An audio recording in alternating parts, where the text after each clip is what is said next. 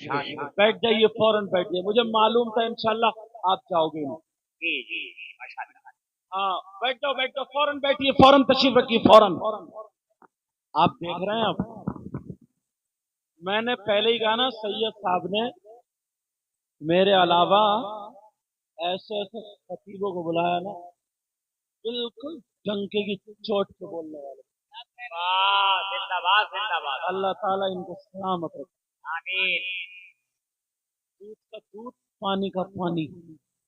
वाह वाह वाह वाह वाह वाह। सुनोगे तो पता चल जाएगा अभी इंशाल्लाह। जी खतीब हिंदुस्तान हर दिल अजीज खतीब हजरत अल्लामा व मौलाना मुफ्ती शमसुद्दीन साहिब कुबला, जी अल्लाह हमारे इनके सबके इल्म और अमल में बरकत अता फरमाए। आमीन। चलो वहीं पे पहुंचे जल्दी से। कलमा शरीफ पढ़ो एक मरतबा, ला इलाहा इल्लल्लाह मुहम्मदुर रसूलुल्लाह। और बाप जो मैं बता रहा हूं, इस तरफ से लेकर के इधर तक एक बात सिर्फ आप ही कर सकते हैं, ना कोई मौलाना कर सकता है, ना कोई पीर कर सकता है, ना कोई इमाम कर सकता, सिर्फ आप कर सकते हैं।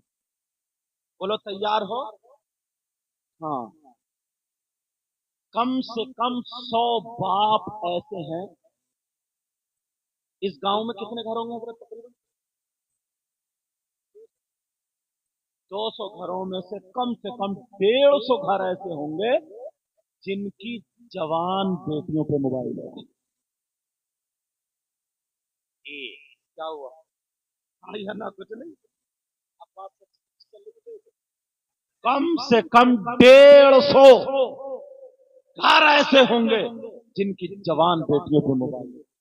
तो ठंडे लहजे में मैं इतना पूछूंगा, इतना बता दो प्यारे, जो हमारी और आपकी बच्चियों पे, कुंवारी बच्चियों पे, जवान बच्चियों पे जो मोबाइल है, इन्हें मोबाइल की जरूरत क्या है ये बता दो। जरूरत बता दो। 3 रोटी खाते हो 1.5 की अकल रखो, 2 प्लेट चावल खाते हो 1 की अकल रखो। बेटियों को मोबाइल की जरूरत क्या? हजारों में एक आध की बच्ची पढ़ती होगी जिसे लैपटॉप या टैबलेट या मोबाइल की जरूरत पड़ती होगी।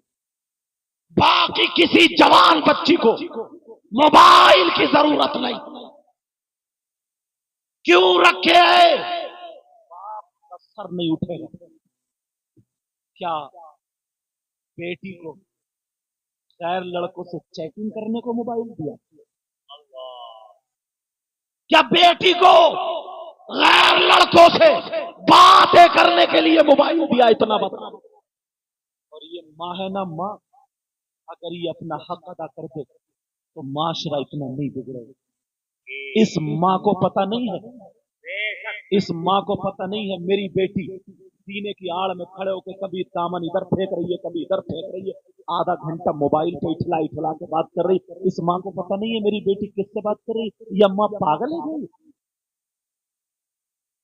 वैसे अगर इसका एक जोड़ी कपड़े ना बने, मैके को ना ले जाओ, इसके मेकअप का सामान ना मिले तो घर में जीना दुश्वार करो।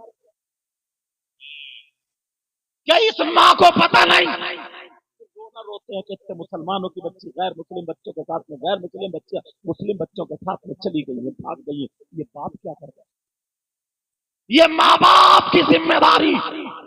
मुझे बताओ किसकी बेटी है जिसके ट्रक चल रहा है, किसकी बेटी है जिसकी बसें चल रही है, किसकी बेटी है जिसकी फैक्ट्री चल रही है, कारखाने चल रहे हैं, हवाई जहाज चल रहा है, ट्रेनें चल रही है, कि मोबाइल के बगैर सब ठप हो जाएगा, भूखे मर जाएंगे, पूरा खानदान मर जाएगा, सारे मुसलमान डूब जाएंगे।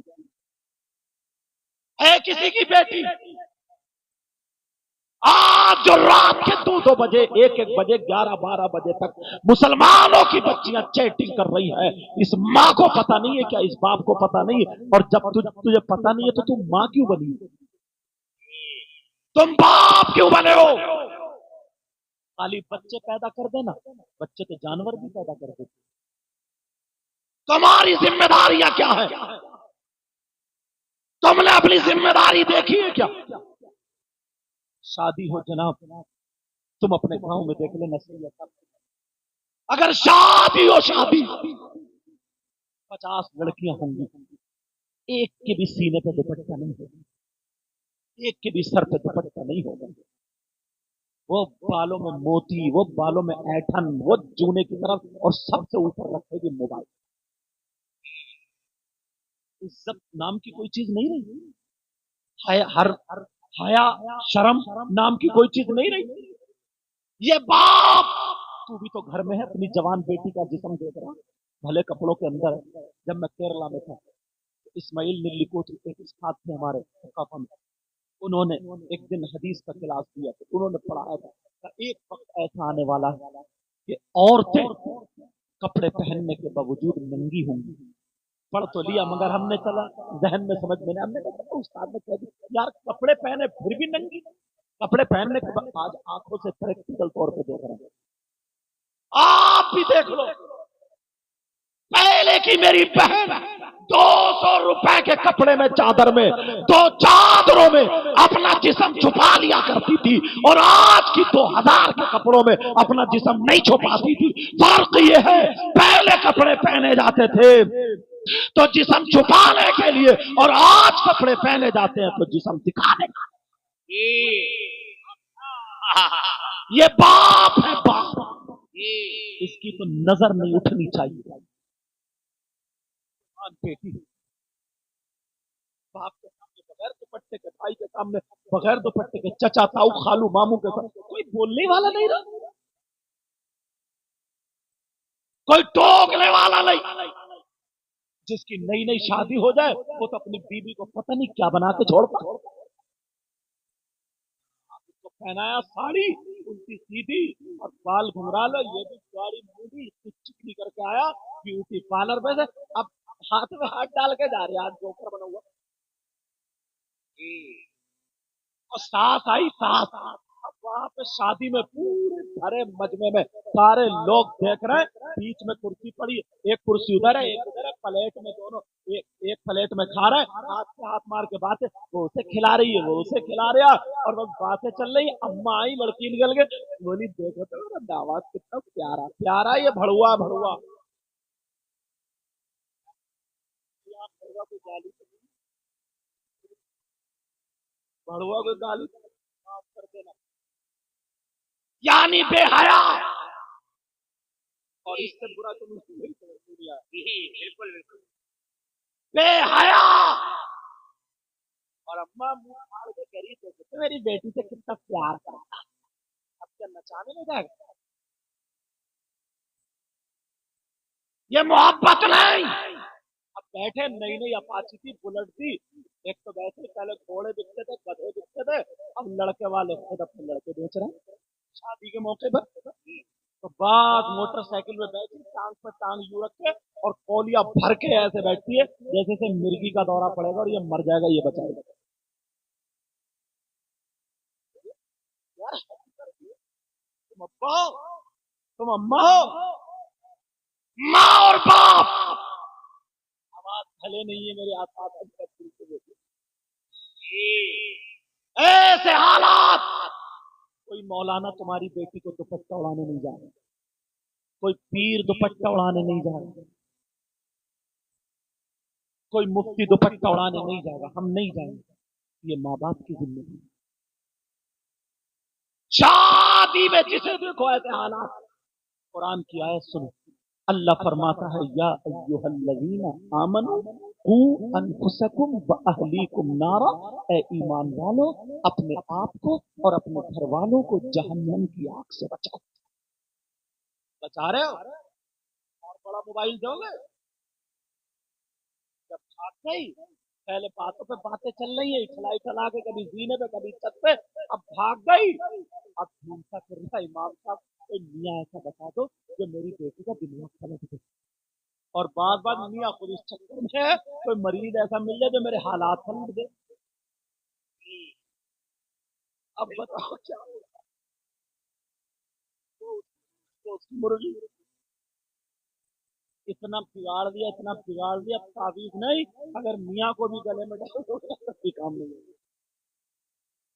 यार मजाक की बात नहीं है, दिल पे ले जाए।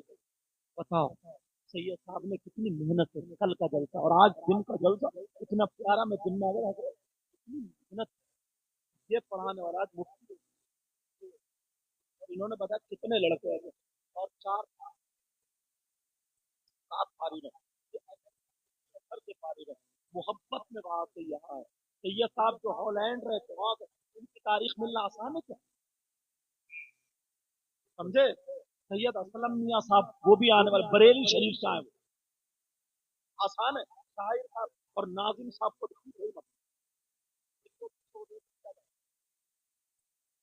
फिर इनकी निजामत करनी पड़ेगी। लेकिन सुनो, ऐसे अल्लाह, अपने आप को संभालो, अपने आप को संभालो, ये तुम्हारी जिम्मेदारी है।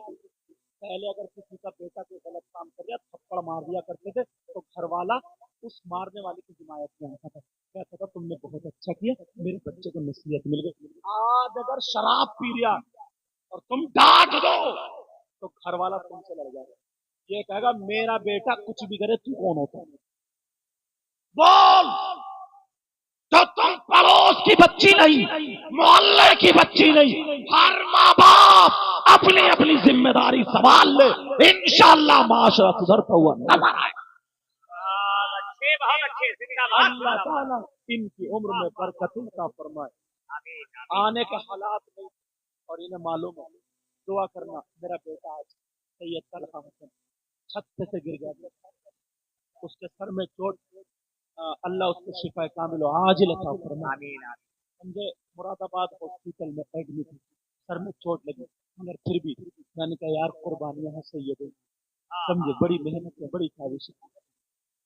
किसी को मेरी बात बुरी लगी हो तो माफ करना, मैं किसी का दुश्मन नहीं हूँ, इस्लामी एतबार से तुम्हारा भाई है। बोलो इन बातों पे अमल करोगे और मुफ्ती साहब को सुनोगे ना, मैं भी इनको सुनता हूँ, एक एक जुमला निखरा हुआ, इंशाअल्लाह तबीयत पाक पाक हो जाएगी। अल्लाह ताला हम सबके इल्म अमल में बरकतें अता फरमाए। सब लोग कलमा शरीफ पढ़िए, ला इलाहा